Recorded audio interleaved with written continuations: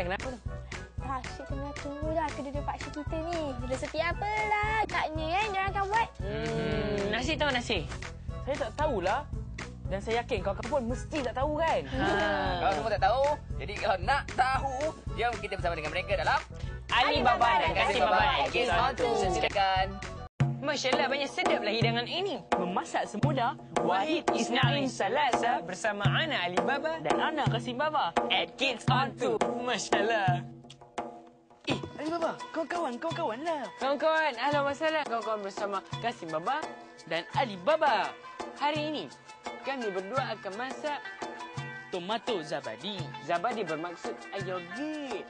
Kalau mau tahu sedap ataupun tidak, mari kita lihat bahan-bahannya dulu. Mari. Bahan-bahannya ialah tomato yang dibuang dalam, timun, mangga, lagi yogurt dan ais kari daun parsley. Mari kawan-kawan, kita lihat cara membuatnya pula. Ha, Mula-mula, gaulkan mangga dan timun dengan yogurt.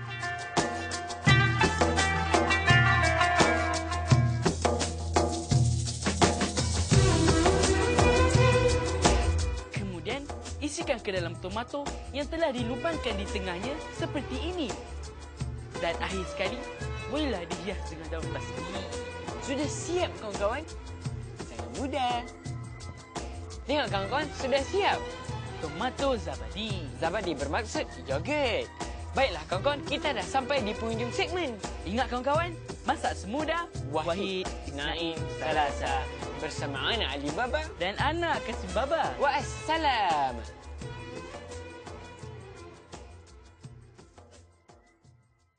Ha, bas. Ya, Terliak Fimi ni. Itulah.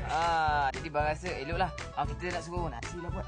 Nasi boleh nasi? Boleh je. Boleh, nasi buat untuk sweet, untuk female dengan untuk bas. Boleh je. Jadi kalau boleh, sementara nasi nak pergi cari barang lain nak buat, nak cari bahan-bahannya, kawan saksikan dulu rancangan ini di Kids on 2. Saksikan kawan.